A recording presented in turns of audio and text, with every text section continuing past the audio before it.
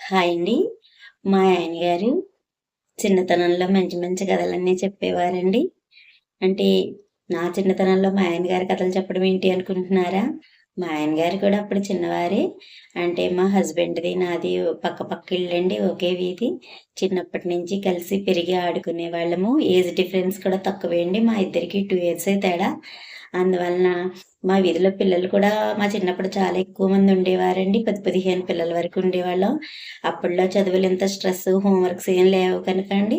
సాయంత్రం స్కూల్ నుంచి రాగానే బ్యాగ్ ఓ పక్కన పడేసేయడం, అమ్మ ఏమైనా పెడితే తినేయడం, వీధిలో ఆటలకు పరిగెత్తడం కింద ఉండేది. ఇంక పిల్లలందరూ కలిసి రకరకాలుగా గెంతుతూ, పరిగెడుతూ ఆటలాడుకునేవాళ్ళమండి. ఒక గంట ఆడేసరికి ఇంక కాస్త ఆయాసం వస్తుంది కదండీ! అప్పుడు బ్రేక్ అనమాట. అప్పట్లో ఇళ్ళు కూడా చక్కగా పెద్ద అరుగులవి ఉండేవి కనుకండి. మేమందరం గంట గెంతి గెంతి ఆడుకున్న తర్వాత ఆయాసం వస్తే ఎవరో ఒకళ్ళు అరుగు మీద కూర్చుండిపోయేవాళ్ళము. అప్పుడు ఎలాంటి కథలు చెప్పేవారండి. ఎవరో ఒకళ్ళు ఏదో కథ చెప్పేవారు. అలా అప్పుడప్పుడు మా ఆయన గారు కూడా కథలు చెప్పేవారు. ఆ కథలు చాలా బాగుండేవండి. అవన్నీ గుర్తులేవు కానీనండి, ఏదో 1, 2 అలా గుర్తున్నాయి. అలా మా చిన్నతనంలో మా ఆయన గారు చెప్పిన కథను ఒకటి మీకిప్పుడు చెప్తాననుకుంటున్నాను. ఒక కూలి పని చేసే వ్యక్తి ఉన్నాడండి. అతను చాలా పేదవాడు. తననుకున్నాడు, నేనెన్నో కష్టాలు పడుతున్నాను కదా! సరే నా బిడ్డనన్నా బాగా చదివించుకుని ప్రయోజకుడిని చేయాలి అనుకున్నాడు. అందుకని పాపం మంచి బట్టలు కొని, పుస్తకాలు కొని, ఒక బ్యాగ్ కొని, ఆ బాబుని రోజు స్కూల్‌కి దింపొచ్చేవాడు. అయితే ఆ బాబు తన పేరు పుల్లయ్య అండి. ఆ అబ్బాయి పేరు పుల్లయ్య. అయితే ఆ పుల్లయ్యకి చదువు మీద అంత శ్రద్ధ లేదు. కొంచెం పోకిరి పిల్లలతో చేరి ఆటలాడుతూ ఉండేవాడు. ఆళ్ళ నాన్న పాపం శ్రద్ధగా స్కూల్ దింపి ఇలా వెనక్కి రాగానే, ఆ అబ్బాయి ఇంకా స్కూల్‌లో టీచర్ రాకముందే బయటికి పరిగెత్తేసి బ్యాగు పక్కన పడేసి, తోటి ఆకతాయి పిల్లలతో బయట ఆటలాడుతూ ఉండేవాడు. సాయంత్రం స్కూల్ విడిచిపెట్టే టైంకేమోండి మామూలుగా స్కూల్ బ్యాగ్ పట్టుకుని ఇంటికొచ్చేసేవాడు. ఇలాగే చేస్తున్నాడు చాలా కాలంగాను. అప్పుడు ఆ స్కూలు మాస్టారు, అయ్యో పాపం తెలుసు కనుక అండి వీళ్ళ ఆర్థిక పరిస్థితి. తండ్రి ఎంతో కష్టపడి ఇలా చదువుకు పంపుతున్నాడు. ఈ పిల్లాడు ఇలా చేస్తున్నాడు. తండ్రికి చెప్తానుండు అని మీ బాబయితే స్కూల్ నుంచి మధ్యలో పారిపోతున్నాడండి. ఈ మధ్య క్లాసులో కూర్చొని విన్నదే లేదు అని చెప్పాడు తండ్రికి ఆ ఉపాధ్యాయుడు. అప్పుడు తండ్రికి చాలా కోపం వచ్చింది. మర్నాడు స్కూల్‌కి దింపేసాక ఇంటికి వెళ్ళిపోతున్నట్టు చెప్పి, ఆ తండ్రి ఆ స్కూల్ గోడ వెనకాల పక్కన ఉండి గమనించాడు కొడుకుని. తండ్రి వెళ్ళిపోయాడనుకుని ఆ పుల్లయ్య ఏం చేశాడంటే అండి, ఆ బయటున్న ఆకతాయి పిల్లల దగ్గరికొచ్చేసి ఆ బ్యాగు పక్కన పడేసి ఆటలాడడం మొదలెట్టాడు.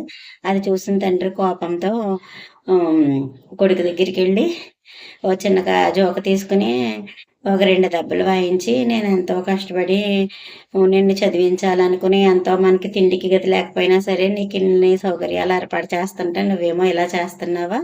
నడు నీకు కష్టం విలువ తెలియాలంటే, నాతో మేకలు మేపుదువు గాని నడు అని చెయ్యి పట్టుకుని ఇంటికి లాక్కెళ్ళాడండి. ఆ తండ్రికి కొన్ని మేకలున్నాయి. అయి పాపం కొండలంట తిప్పి, మేపి అలాగే ఏదో కుటుంబాన్ని పోషిస్తున్నాడు. తనతో పాటు మా చేలోకి కొండ మీదకి తీసుకెళ్ళండి. సరే నేను ఇంటికెళ్ళి వస్తాను. నువ్వు ఈలోపు ఈ మేకలనన్నీ మేపుతూ ఉండు అని చెప్పాడండి. తండ్రి పాపం వేరే పని కోసం ఇంకా ఏదో పని చేసుకుందాం అన్నట్టుగా వెళ్ళాడు.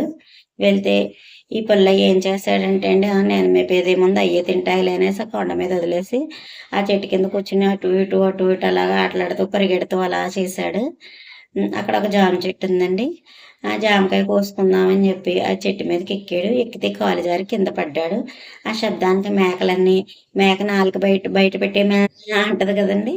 అలా శబ్దానికి మేకలన్నీ మే మే అంటే పుల్లయ్యకి కోపమొచ్చింది. నేను పడ్డానని నన్ను నాలుక బయట పెట్టి నిక్కిరిస్తున్నారా?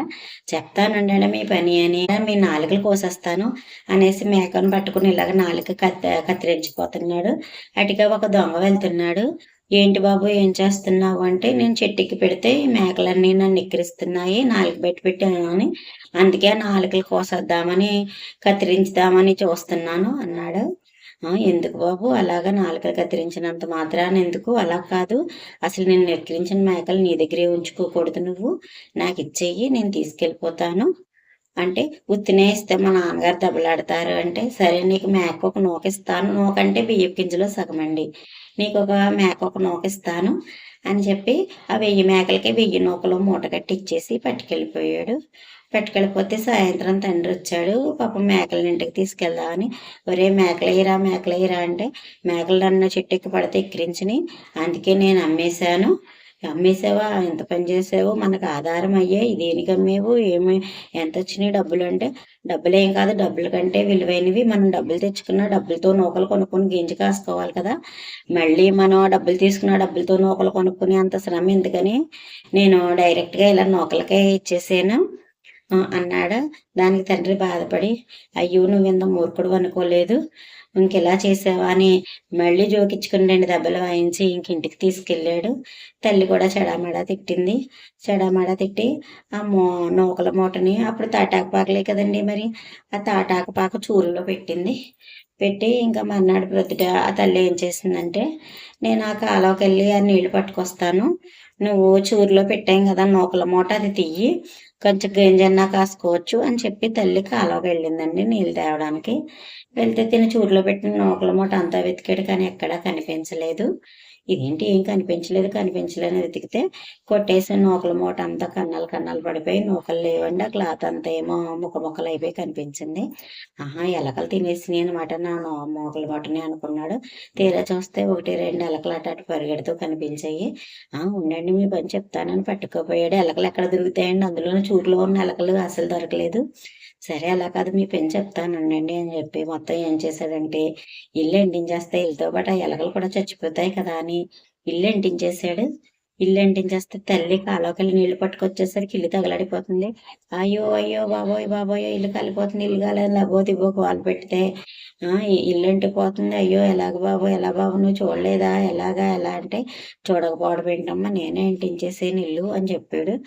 దానికి మళ్ళా తల్లి ఎంతో బాధపడి ఏంటి ఇంతటి మూర్ఖంగా తయారయ్యాడు, ఇలాంటి వాడు పుట్టాడు నా కడుపున ఇంకా ఎంతో బాధపడి, సరే ఇంకేం చేస్తాము అనేసి బాధపడింది. తండ్రి వచ్చాక కూడా కొట్టపోతే, పోనీలేండి వాడే తెలుసుకుంటాడు, ఇంకేం చేస్తామనేసి వారించింది తల్లి.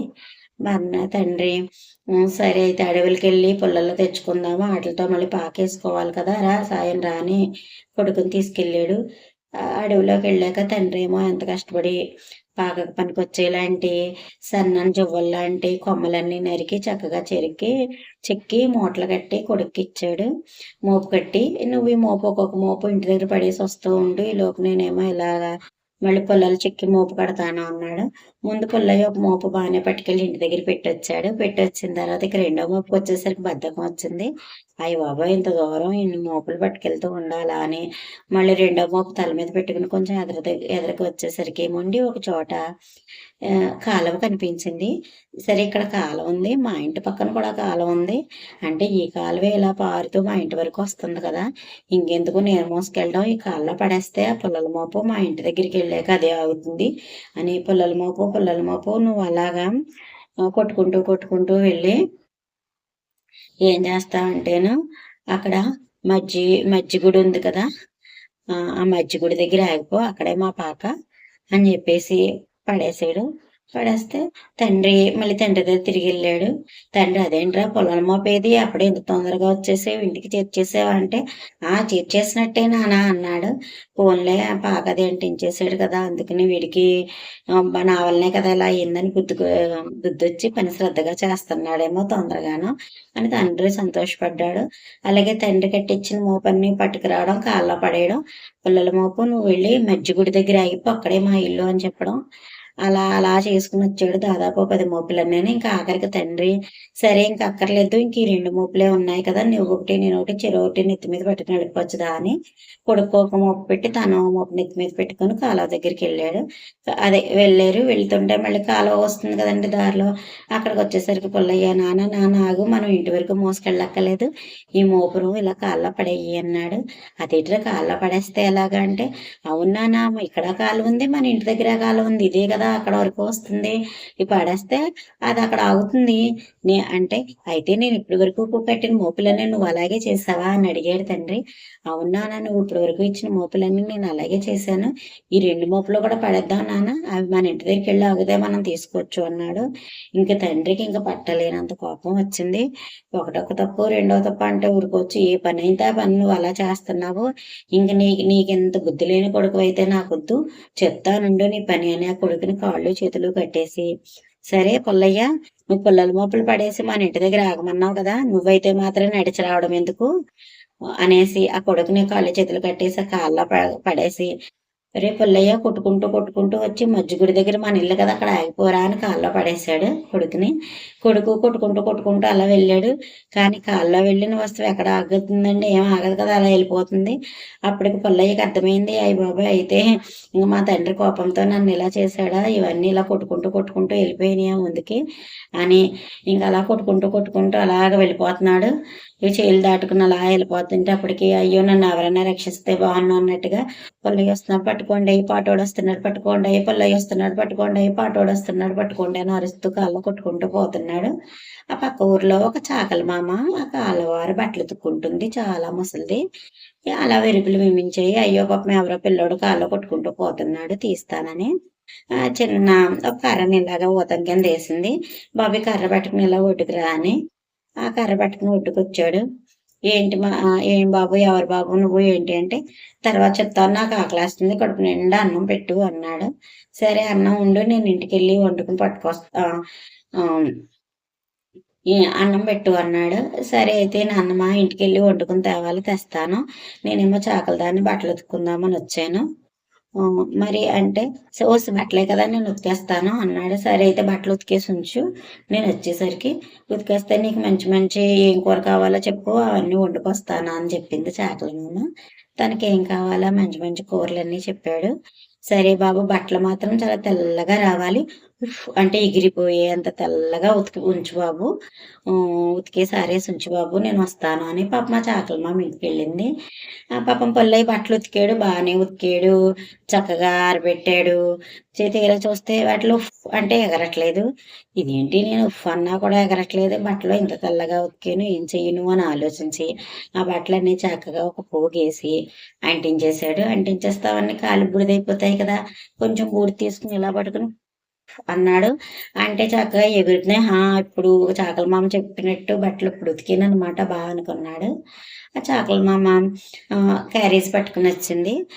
బాబు బట్టలు ఉతికేసావా, ఉతికేసాను మామ ముందు అన్నం పెట్టు, అన్నం తిన్నాక చూపిస్తాను అన్నాడు. సరే బాబు ఎంత ఆకలితో ఉన్నావేంటో, నా పని అంతా కూడా చక్కగా చేసి పెట్టావు నాయన, అన్నం తిను అని కసరు కసరు వడ్డించి కడుపు నిండా అన్నం పెట్టింది.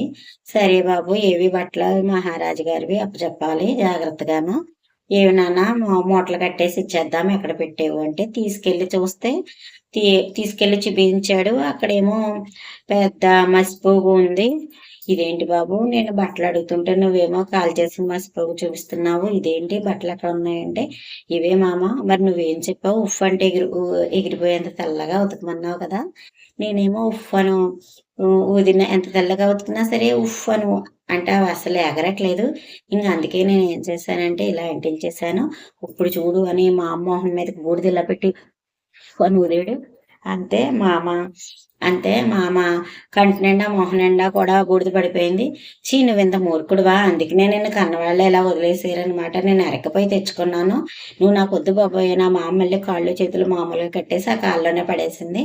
మళ్ళీ కాళ్ళలో కొట్టుకుంటూ పుల్లయ్య వస్తున్నాడు పట్టుకోండి, పొట్టోడు వస్తున్నాడు పట్టుకోండి, పుల్లయ్య వస్తున్నాడు పట్టుకోండి, పొట్టోడు వస్తున్నాడు పట్టుకోండి అని అలాగ అరుస్తూ మళ్ళీ అలాగా వెళ్తుంటే అక్కడ కాలవార కొంచెం మంది దొంగలు ఉన్నారు.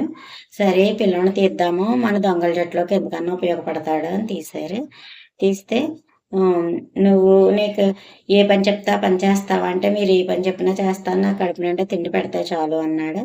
సరే అయితేను కడుపు నిండా తిండి పెట్టిచ్చారు ముందు, నువ్వు అలాగా ఆ వీధిలోకి వెళ్ళి ఆ 4 వీధులు తిరుగు, ఆ 4 వీధులు తిరిగి ఎవరింట్లో డబ్బు ఎవరు ఎక్కువ డబ్బు ఉన్న వాళ్ళో కనిపెట్టుకునిరా, మన వాళ్ళ ఇంట్లో రాత్రికి దొంగతనంకి వెళ్ళాలి అని చెప్పారు.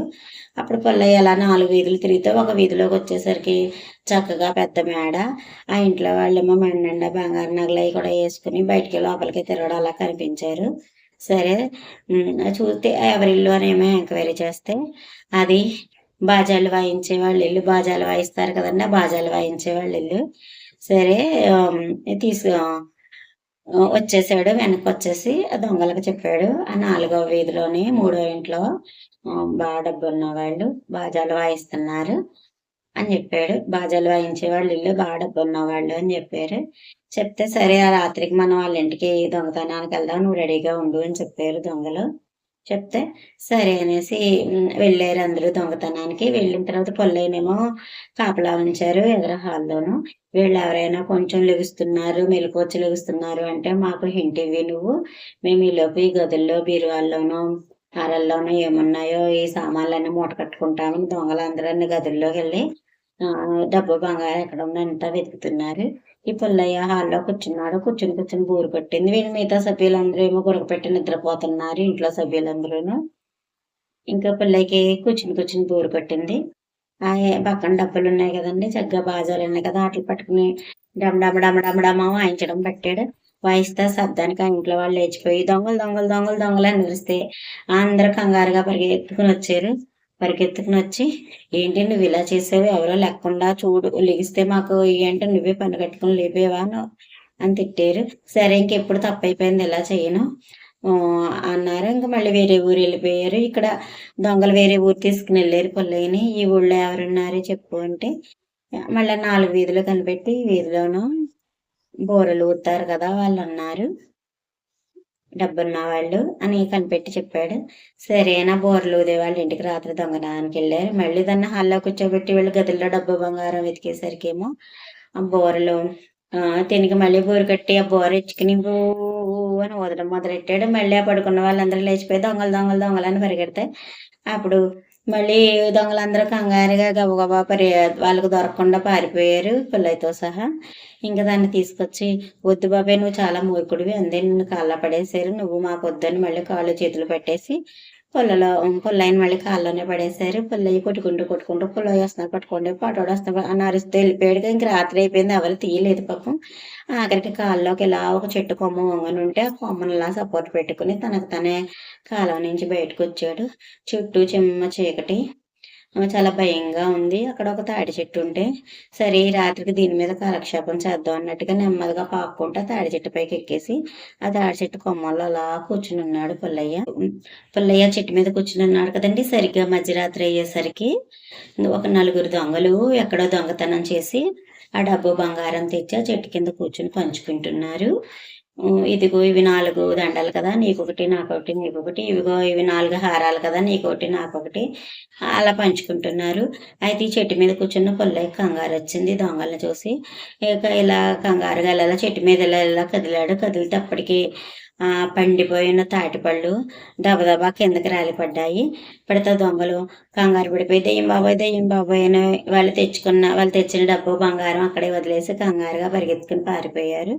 అప్పుడు పుల్లయ్య నెమ్మదిగా దిగి ఆ డబ్బు బంగారం అంతా మూట కట్టుకుని మొయ్యలేక మొలతాడుకు మూట కట్టుకుని ఈడ్చుకుంటూ అలాగా చీకట్లో నెమ్మదిగా వాళ్ళ ఊరికైతే వెళ్ళాడు. అప్పటికే పాపం తల్లి పుల్లయ్య కోసం ఏడుస్తుంది. అయ్యో ఎంత మురుకుడైతే మాత్రం పిల్లాడిని ఎలా చేస్తారా మీరంటే నేను మాత్రం కావాలని చేసేనా మరి ఆడికి బుద్ధి రాకపోతే ఎలాగా బుద్ధి వస్తుందని అలా చేసాను అని తల్లి తండ్రి పాపం పుల్లయ్యని తలుచుకొని బాధపడుతున్నారు. నెమ్మదిగా పుల్లయ్య ఇంటికి వెళ్ళి తలుపులు కొట్టాడు. అమ్మ తలుపు తీయని. ఏంటి పుల్లయ్య మాటలా ఉంది అంటే ఇప్పుడు అర్ధరాత్రి పుల్లయ్య ఎక్కడ వస్తాడో నువ్వు ఆ ధ్యాసలో ఉన్నావు కదా నీకు అందుకే అలా వినిపిస్తుంది అన్నాడు తండ్రి. కాదు నాకు పుల్లయ్య మాటలాగా వినిపించిందని తల్లి గబగబా తలుపు తీసేసరికి పుల్లయ్యే ఈ పెద్ద మూట మొలతాడు కట్టుకుని ఉన్నాడు. బాబు నాన్న లోపలికి రా ఎక్కడికి వెళ్ళావు బాబు ఏ కష్టాలు పడ్డావు బాబు ఎలా ఉన్నావు బాబు అంటే లేదమ్మా చూడు నేను ఏం తెచ్చానో చూడు అనేసి ఇప్పితే మూట ఇప్పి చూస్తే దాని నిండా బోల్ డబ్బు బంగారం ఇవన్నీ కూడా ఉన్నాయి. ఇవన్నీ ఉంటే ఆహా బాబు నువ్వు ఇవన్నీను తెచ్చావా నాన్న ఎక్కడివి ఏంటి జరిగిందంతా చెప్పాడు. చెప్తే అప్పుడు చాలా సంతోషించి పోన్లే బాబు నువ్వు చాలా బాగా చేసావు అని అయితే ఇది రాజుగారి ఖజానా కదా మనం రాజుగారికి అప్పచెప్పేద్దాము మనం తీసుకోవద్దు రాజుగారే మనకు తగిన బహుమతి ఇస్తారు అని మర్నాడు ప్రొద్దుట పుల్లయ్యని తీసుకుని తండ్రి రాజుగారి కోటకి వెళ్ళి ఆ ఖజానా అంతా దొంగలు తెచ్చిన ఖజానా అంతా అప్పచెప్తే రాజు చాలా సంతోషించి తండ్రి నిజాయితీకి పుల్లయ్య ధైర్యానికి చాలా సంతోషించి రాజుగారు వాళ్ళు తెచ్చిన దాంట్లో సగం వాళ్ళకే ఇచ్చేశారు. పుల్లయ్య తెచ్చిన ఖజానాలో సగం వాళ్ళకే ఇచ్చేశారు. మీరు మంచిగా ఇల్లు అది కట్టుకుని బాగుండండి అని అప్పుడు పుల్లయ్య తండ్రి వాళ్ళు ఇల్లు బాగా కట్టుకుని మళ్ళీ పోషణకు సరిపడా చిన్న కొట్టులాగా పెట్టుకుని ఉన్నారు. పుల్లయ్యకి కూడా ఏమో అప్పటినుంచి కష్టం విలువ అంతా తెలిసొచ్చి స్కూల్‌కి వెళ్ళి బుద్ధిగా చదువుకోవడం మొదలుపెట్టాడు. ఇదండి మా ఆయన గారు చెప్పిన కథ. ఇంకో 2, 3 కథలు కూడా చెప్పేవారు. వీలు చూసుకొని అవి చెప్తాను. భలే ఉండేది. ఈ కథ అయితే ఇంక అలా చాలా నవ్వుతున్నట్టుగా చెప్పేవారు. మా ఆయన గారు చెప్తుంటేనే మాకెంతో నవ్వొచ్చేసేది. నేనింక చాలా కాలం అయిపోయిన వల్ల ఇంక అంత సరిగ్గా చెప్పలేకపోతున్నాను కానీ మరి మీకు నచ్చిందా అండి? Thank you.